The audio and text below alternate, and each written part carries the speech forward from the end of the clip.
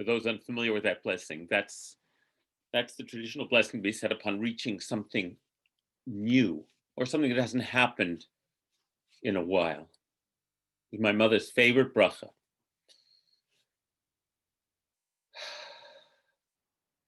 Let's also recite the blessing for studying Torah together. Baruch atah Adonai Eloheinu melech haolam, asher kitshanu b'mitzvotav v'tzivanu la'asok b'divrei Torah. Blessed are you, source of life, our God, sovereign of time and space, who makes us holy with your commandments and has commanded us to engage in the words of Torah.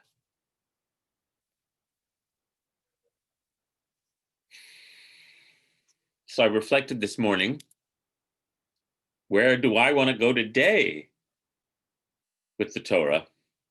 And we're in the parsha called Bo, which is the parsha that covers the last 3 plagues, and then the elaborate description of the preparation for the vigil on the 10th plague on Passover Eve, the slaying of the firstborn, and then in a detailed description about how you're supposed to mark this occasion in future generations. And Moses tells us not once, but 3 times in that telling that you're doing it so that your children will ask you, what's going on? What's this about? So that is the theme that we carry forward to this day in the Passover Seder, setting up a situation where the children will be asking us, why are we doing this? And then we tell them. So that's what this portion's about. Excuse me.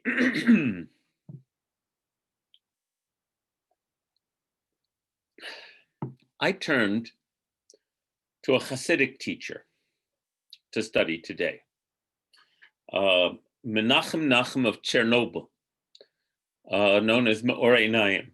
This is the same Chernobyl that where the nuclear catastrophe took place. But Menachem Nachum lived in the 18th century. He was one of the original disciples of the Baal Shem Tov and of that circle. His descendants are illustrious family, the Twerskis. If you're familiar with that name, there are some amazing teachers from the Twersky dynasty who are still with us today. And I have some of their books on my shelf too. Anyway, that's who Menachem Nachum of Chernobyl is. And when we enter the realm of Hasidic interpretation, we enter the realm of a completely symbolic landscape. So, whereas last week I went into great depth describing the Torah's, this story's incredible ability to describe the dynamics of oppression and tyranny and resistance. Now here's another level.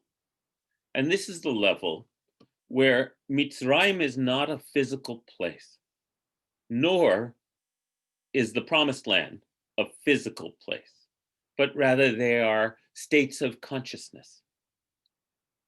And that is what the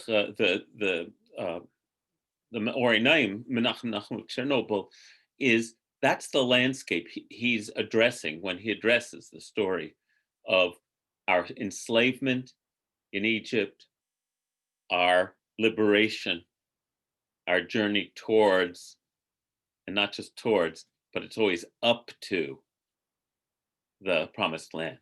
It's always a journey down to Egypt and up to the promised land. And on the map, well, that's how we think of it. We go down to Egypt and then up to the promised land. But for the spiritual journey, it's a descent into a more condensed, difficult place of being, and an ascent into a more expansive state of being. So with that in mind, I'm going to, forgive me, but I'm going to make sure everyone can stay on board with this. Mitzrayim, which means, as we've talked about, the narrows, where probably because of the Nile Valley being this narrow strip of arable fertile land in the midst of the desert, becomes in the Jewish spiritual interpretation Meitzarim, meaning the constricted place, the place of tightness, of narrowness. And Pharaoh rules in that land.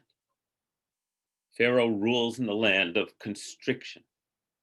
In the mystical view, that constriction is also a place of contraction, which means that it is the place of materiality, of materialism, of a place where we are so focused on the condensed, contracted experience of our world that we lose our connection to the energy, the unseen energy that animates, creates, informs everything, the life that is the life of the life force that is the life of everything. So if we find ourselves descended into the land of Mitzrayim, we have found ourselves in a state of consciousness that is crass, that is, well, crass is a value judgment, so I don't want to use that word actually. That is gross. It's just physical, right? It's just our physical being, the mode of survival that the slaves are in, the fact that in the course, thank you, that's the word I was looking for. Thank you, Paul. Yes, there's nothing refined or subtle about it. And it's the place where power is executed, where the place in terms of consciousness, where we lose track that we're more than eating and pooping machines, right?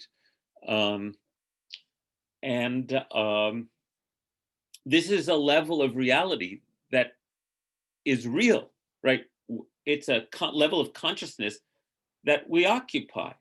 But if we forget who we are beyond our physical beings, we are in Mitzrayim, right? We have fallen into that state of consciousness. It's called moach katnut in Jewish spiritual lingo, which means literally small mind, reduced awareness. Moach gadlut is expanded awareness in Jewish spiritual language.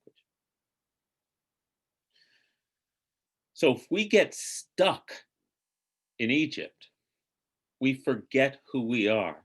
And one of the teachings, Jewish spiritual teaching about our exile in Egypt is that we really found ourselves enslaved, not when Pharaoh made our labors harder, but when we forgot who we were. We didn't even know how to cry out anymore to a higher purpose. We lost our identity as children of God. So in the spiritual map, we are continuously ascending and descending on these levels, right? And so one of the questions that Jewish spiritual teachers have always asked, just like everyone else, is why can't we stay in the promised land? Why do we keep falling? And so the most common answer, frequent answer, is it must be necessary. It must be somehow necessary to feel the lack before we can struggle back to the light. It seems to work that way. And so the descent, it says again in Hasidic language, is for the necessity to ascend. That the climbing back out, and I was thinking about that, is only possible if we have been in the dark. And I was thinking about that in terms of, in the biggest sphere, the release and sense of expansiveness that so many of us experienced yesterday, as we came out of this coarse, contracted, dark place that willy-nilly we'd been sucked into, and then experience in our bodies the release from that and the remembrance of possibility, of hope, of exaltation. Picture those poor slaves in Egypt. In a way, we've been hanging out with them, crying out, but without a sense of destination. But the light never dies. It never dies.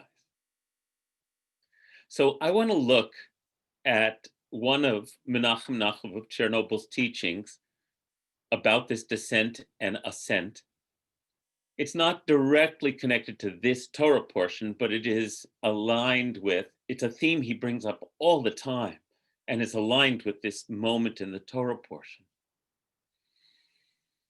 Yes, Paul says, no sense of light without a sense of darkness, no yin versus without a yang. The Jewish star with the two inverted triangles that intersect with each other is one of the beautiful interpretations of the six-pointed star. Let me share my screen. And now with that introduction, let's take a look at this Hasidic teacher's offering.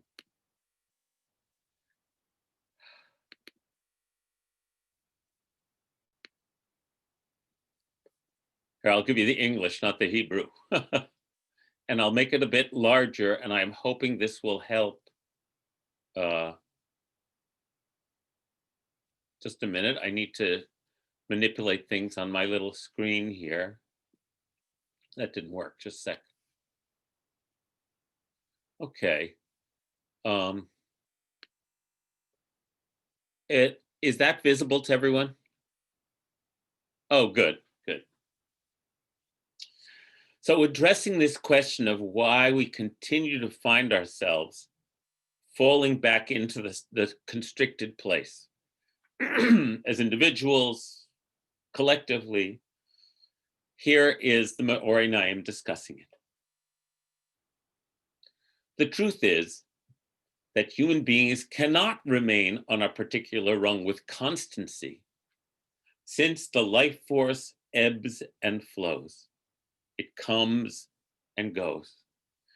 That quote is from Ezekiel's vision of the divine chariot that is in the first chapter of his book. It's, if you're not familiar with it, it's really it's a incredibly detailed, wild, mystical vision of holy chariot with wheels within wheels, with many-headed beasts, with God, as it were, sitting upon it. And it says in that description that hachayot ratzo v'sho, these holy beings were going back and forth, coming and going. But in the spiritual reading, chayot, which means animals, can also be read as chiyut, which means life force. So the life force ebbs and flows, becomes a fundamental Jewish spiritual phrase. The life force ebbs and flows. When you are attached to God, that means when your awareness is large, larger than your own aches and pains, larger even than the current moment of politics, but large enough, as we attempt to do whenever we pray together, to connect to the root of life, the source of all.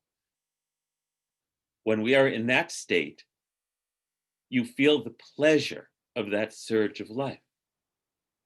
but then it vanishes and you fall from your rung. So once again, to give you the lingo, the Jewish spiritual tradition loves the language of a ladder with rungs. That comes from Jacob's ladder, everybody. All of these metaphors are drawn from the Torah and then applied, I might say, only partially in context to become a vocabulary for the spiritual path. So when we say rungs in the Jewish spiritual tradition, that's the ladder. What's Jacob's ladder? Well, its feet are on the ground, but its top reaches up to heaven. And the angels are constantly ascending and descending the ladder.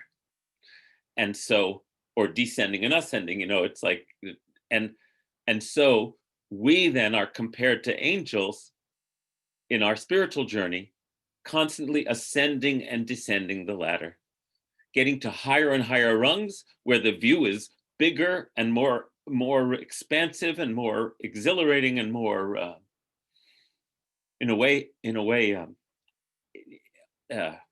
inclusive and true in an important way from this perspective. But then finding ourselves slipping down the ladder, and what happened? Why are we back down here again?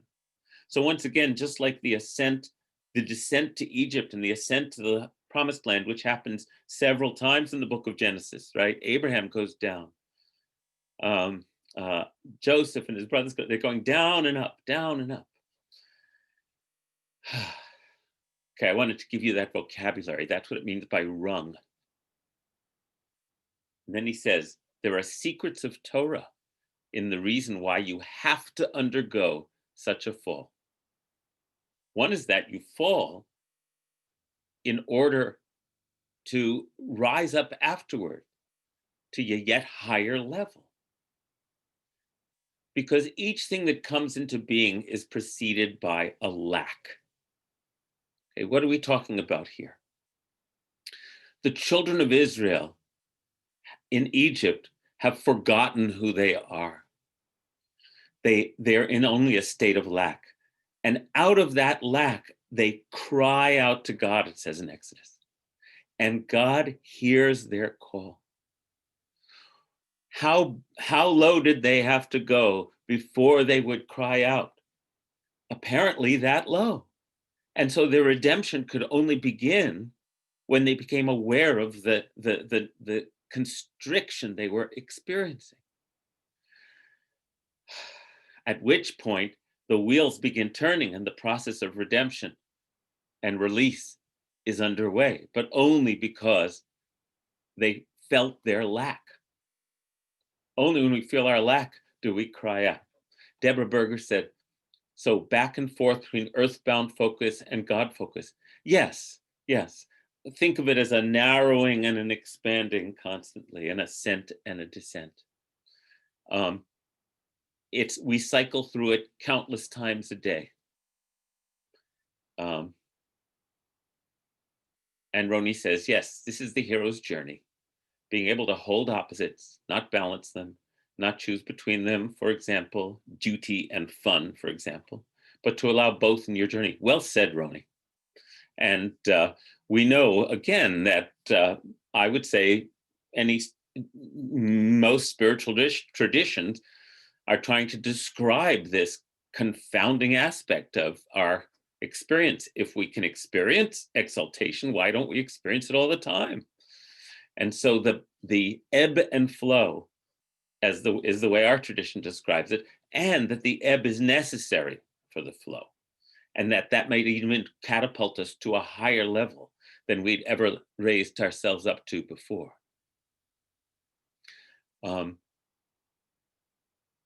So when you want to rise to a higher rung, you need a lack beforehand. Thus, you have to fall from your present rung. Otherwise, you can become complacent, self-satisfied. And there is no stasis in life. So if we think we've arrived and we're there, we lose our sense of journey that we're on. There are many spiritual tales also in the Jewish tradition of God being at the center of a maze or a castle, and the spiritual seekers at each gate of the seven. And this is not, this is the, it's described in Jewish sources, but also in other sources. At each uh, uh, entryway into the next level, there are all kinds of temptations. Oh, this is pretty good. I'll stay here. And very few go on and keep thinking that, no, there's more that I want. There's more than this. Uh, so, thus, you have fallen from your present rung. But even when falling from that rung, you need to strengthen yourself and go up towards Yud He Vav He from the lower rung where you are now, because you must have faith that the whole earth is filled with God's glory. So even at that moment when we do not experience the earth being filled with God's glory because of, again, we're experiencing it in its coarse materiality, we have to have faith that it is so. Because there is no place devoid of God. This is another important phrase that the mystics repeat over and over. There is no place devoid of God. God is present, even at your present rung. There is no place from which God is absent. It is just that God is present in much contracted form. Tzimtzum, that's the Hebrew word for that. This is the meaning of, now he's going to riff on a line from Psalm. From the rising of the sun unto its setting, the name of Yod He Vav He is praised. The righteous one, the tzaddik, is called the sun. Rising means that his mind is bright and clear, attached to God. Unto its setting refers to the time when that brightness vanishes and he falls from his rung.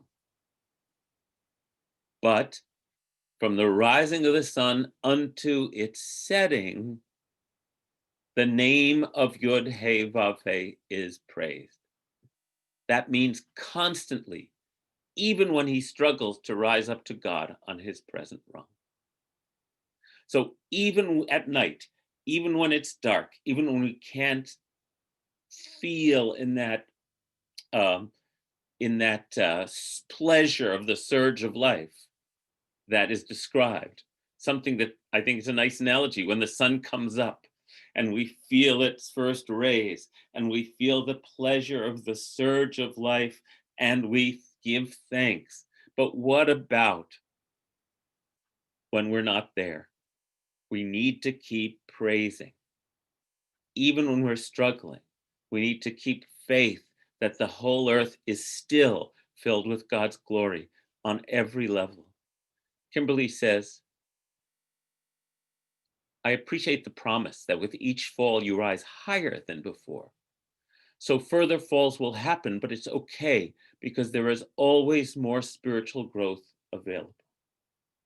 Thank you, Kimberly. I actually think that's true. I mean, I'm sorry we have to crash in order to dismantle whatever we've put together so far, because it wasn't sufficient to hold the glory that we will ultimately be able to hold in our beings. And the further on we are in life with this faith, the further that the crashes aren't experienced as catastrophic by us because we continue to praise. And so we rebuild ourselves faster. We don't fall in the hole as desperately because we know this is the rhythm and I will figure this out. I will grow into this next part and it will be even more expansive than the previous one. Ein od, Ellen Weaver says, that means there is nothing but God. It's all God, though sometimes it's in a reduced form, a contracted form that's harder to unpack. Paul said, does it take less of a lack each time before you rise up? Yeah, I don't know. But I think, again, as I was saying, if we understand our lacks as being part of the journey, we then I think, navigate them with more grace. The dark night of the soul, Charlotte says, yes. Yes, the darkness is the dark night of the soul. And Ellen says, Ram Dass said, when I know who I am God. When I don't know who I am, I serve God. Go Ram Dass. So, the name of Yud-Heh-Vav-Heh is praised constantly, even when he struggles to rise up to God on his present rung.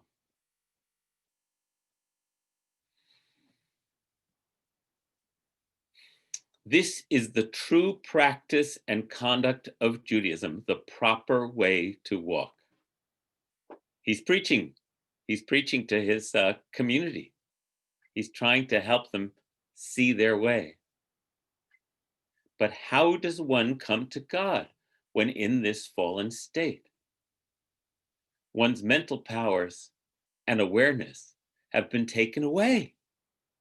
So a paradox, like the slaves in Egypt, we've forgotten who we are at that moment. Then you come to know that the whole earth is filled with God's glory.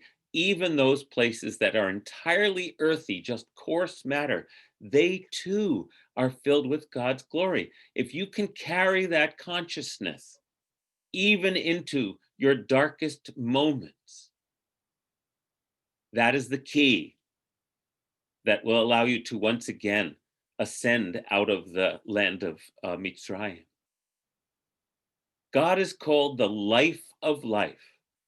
All life in the world, all of it, including that of cattle, beasts, birds, and humans, is God's own self, the life of life. And so, and this will be familiar to our community, this is where it comes from. God is the life force within all that lives. When you are in that fallen state and you say, you're in Egypt, you're the slaves, think of this. Am I not alive? And who is my life force? Is it not the blessed Holy One? If I understand that even in the most contracted place, God is my life force,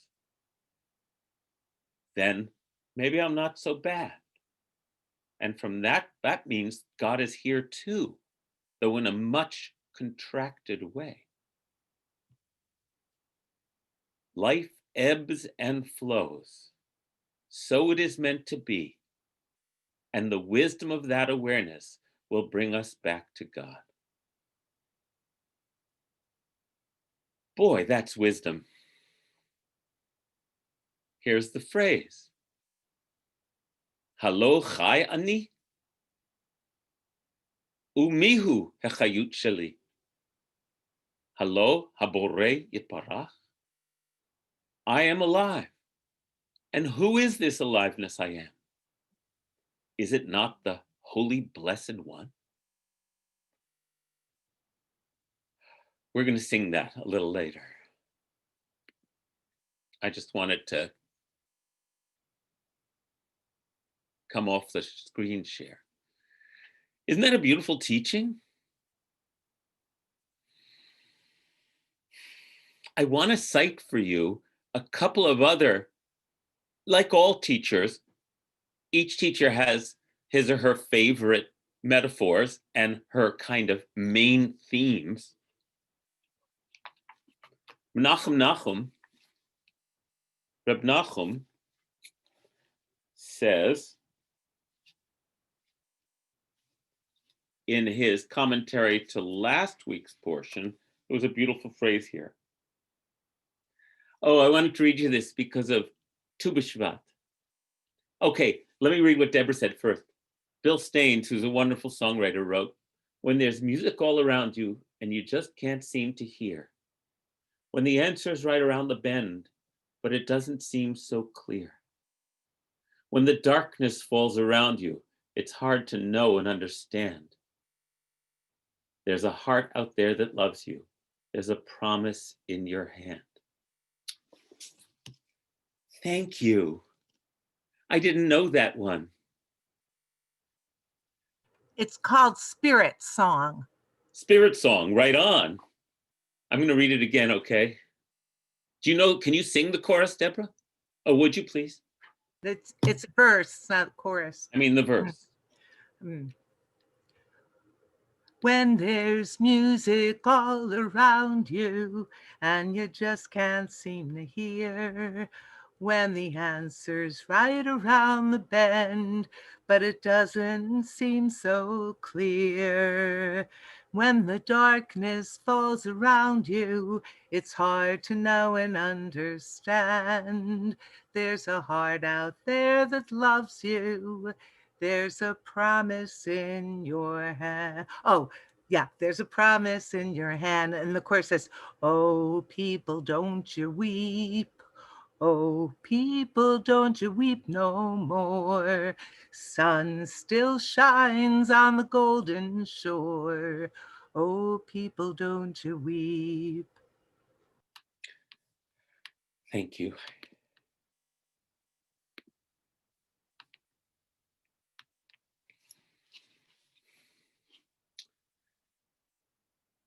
So now there's a festival coming up this coming week called Tu B'Shvat, the New Year for Trees, which is also celebrated as a mystical holiday. And it takes us through what the Jewish mystical tradition calls the four worlds, from the world of materiality, of physicality, all the way up to the world of infinite expansion. And we celebrate it by eating fruits from the trees that represent each of the worlds. And the fruit that represents the most material, physical world, the place where we can't see past that, are fruits that have a hard exterior, an edible exterior that hides the meat or the fruit inside. And this is called the world of Asiya. And we have to crack the shell or peel it off in order to experience the life force that was there all along. So that is compared to being in Mitzrayim, being in that place that is where we forget that the life force is in us, where we feel bereft and lost and hopeless. And so by cracking that open in the Tu B'Shvat Seder, which we'll do next Wednesday night, and then eating it, we remember, oh, the life of all life is in me, even though I forgot. Am I not part of this life of all life, the Holy Blessed One? And we start to reawaken ourselves so that we can rise up higher on the rungs, climb that tree of life, get the big view again. In that spirit, and with that understanding, the other thing I want to tell you is that in Jewish mystical language, the husk, the shell, is called a klipa. That's what it means. It means a husk or a shell. But in Jewish mystical literature, holy sparks are hidden under every husk and in every shell. Anything that looks impenetrable to us in terms of our spiritual journey actually contains, is hiding a divine spark that we need to liberate by remembering that it's in there. If we can make our awareness expand to what seems to be lacking in God's energy, and remember that God's life is in everything, we then crack that open, liberate the spark. In his commentary, Me'or to last week's portion, he says, when Israel was in Egypt, awareness was in exile. Isn't that beautiful? Our awareness was in exile. We forgot. We forgot who we were. The shell, which preceded the fruit, covered it. This is the hard shell of the nut, spoken of by scripture in the Song of Songs. I went down to the nut grove. That refers to the exile in Egypt. The nut has a hard outer shell and several finer membranes in it, hiding the meat within. The hard outer shell was broken in Egypt so that we could see what was inside. The thin membranes are still there, right? If you open a walnut, there's still the membranes on top of it. Until our Messiah comes, he says. Until our Messiah comes, even to get to the nut meat, we're still gonna have to peel stuff away. But then when the Messiah comes, the inwardness will be revealed completely. So it's a beautiful metaphor, just all about a walnut. Gosh, I love that. That phrase, Me'oranim repeats in several of his teachings. In Egypt, in the place of constriction, awareness, da'at is consciousness, goes into exile. We forget who we are. We become like, just as I say, eating and pooping machines. We forget. But that, even if we've become this hardened shell, we still have the spark of life in us. And our goal is to crack that nut open. Now that is a convulsive event. That's not like a walk in the park sometimes, right? We have to cry out.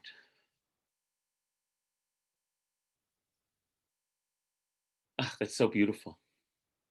So I want to play for you now something you've probably seen already a couple of times, which is this incredible young woman reading her poem at the inauguration yesterday. Because when you listen to her poem in the light of this teaching, in this moment of us crying out and then having it crack open and remembering who we are, you hear the same themes as Bill Staines has in his song. The song is waiting for us, always. And so she's a new messenger. I want to play it for you, and then we'll wrap things up. I'm going to share the screen again.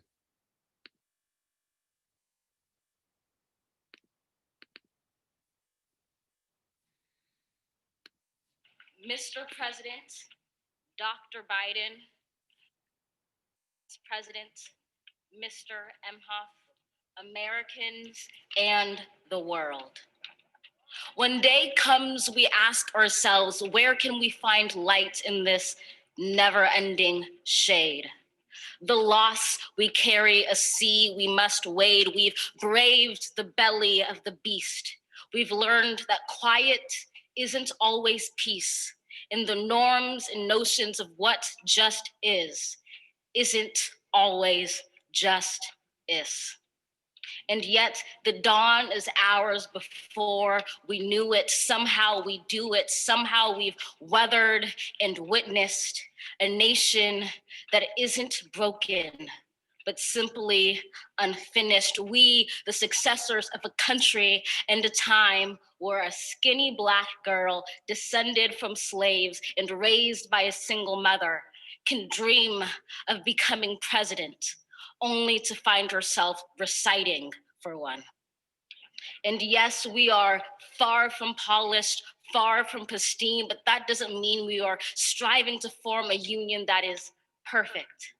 We are striving to forge our union with purpose, to compose a country committed to all cultures, colors, characters, and conditions of man. And so we lift our gazes not to what stands between us, but what stands before us. We close the divide because we know to put our future first. We must first put our differences aside. We lay down our arms so we can reach out our arms to one another. We seek harm to none and harmony for all. Let the globe if nothing else, say this is true. That even as we grieved, we grew, that even as we hurt, we hoped, that even as we tired, we tried, that we'll forever be tied together, victorious, not because we will never again know defeat, but because we will never again sow division. Scripture tells us to envision that everyone shall sit under their own vine and fig tree, and no one shall make them afraid. If we're to live up to our own time, then victory won't lie in the blade, but in all the bridges we've made. That is the promised glade, the hill we climb, if only we dare it, because being American is more than a pride we inherit. It's the past we step into and how we repair it. We've seen a force that would shatter our nation rather than share it, would destroy our country if it meant delaying democracy. And this effort very nearly succeeded.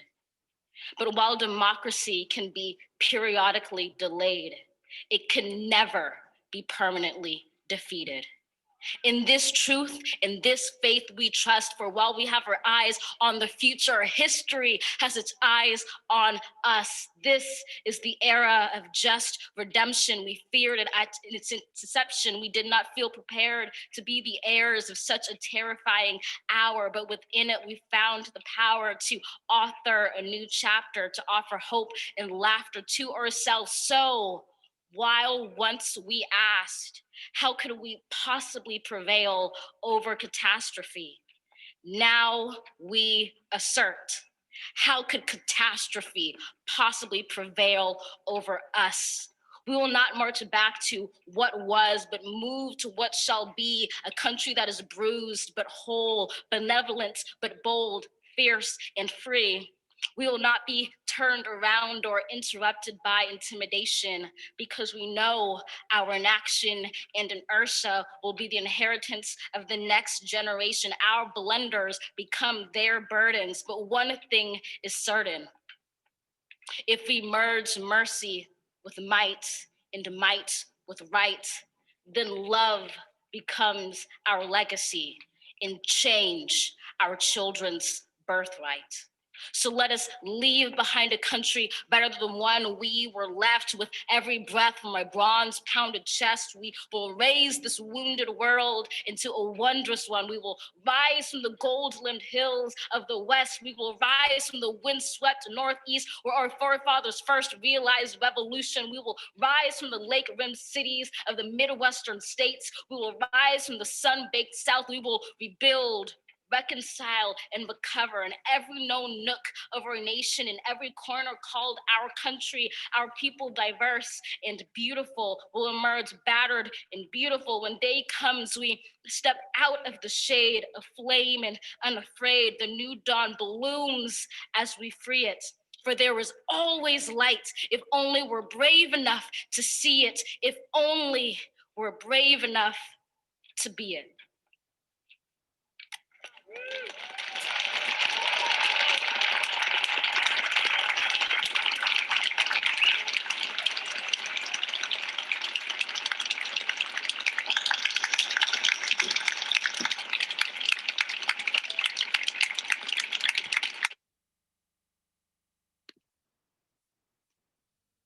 Mr. President, Dr. Biden, Sorry. Madam Vice President, Mr. Emhoff,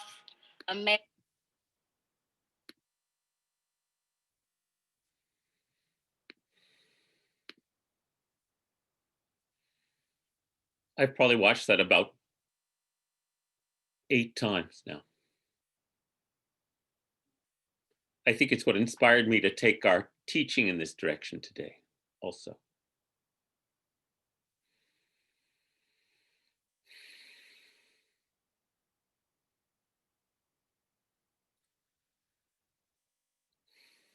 So let me conclude with singing the song that we've sung so many times that comes from,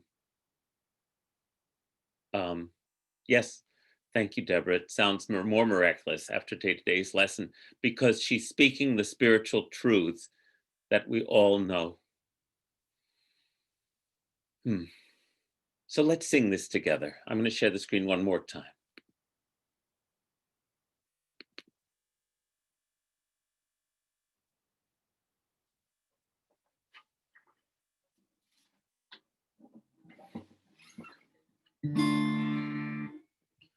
Be the light. Courageous enough to see the light, she concludes, only if we have enough the courage to be the light. Ya la la la la la la la, I am alive. Ya la la la la la la la, I am alive. Ya la la la la la la, I am alive. I am alive. Ya la la la la la, I am alive. Ya la la la la la, I am alive. Ya la la la la la, I am alive. I am alive. And who is this alive? This I am. And who is this alive? This I am. Who is this alive? This I am. Is it not the Holy Blessed One?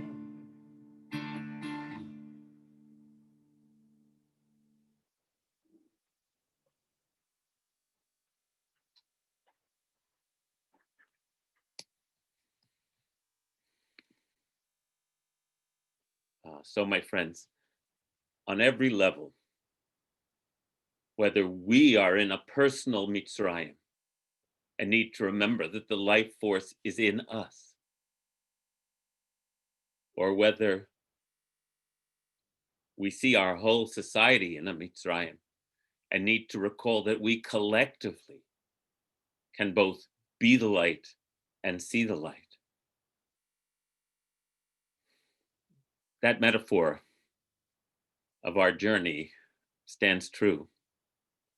And may this be a time of ascent, of expanded awareness, of seeing God in each other and in everything around us. Because until the Messiah comes, we've still got a lot of exterior to make our way through in order to eat that sweet fruit. But at least we got cracked open again, right? Abigail, do you want to show your hat again? Abigail knitted. I'm going to make you spotlight you, Abigail. In response to the storming of the Capitol, Abigail decided to knit a hat of the Capitol dome. Knitting, that's beautiful, with the metaphor of knitting it all back together again. So, and she was saying, just like the pussy hats in the Women's March, maybe we can start a trend, Abigail, I hope you do, of people wearing the Capitol dome on their heads. Really, it's magnificent. Thank you.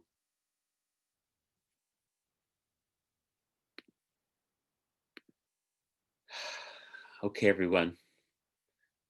We're going to recite a healing prayer, but I'm going to stop the recording for now, and with blessings to all of you.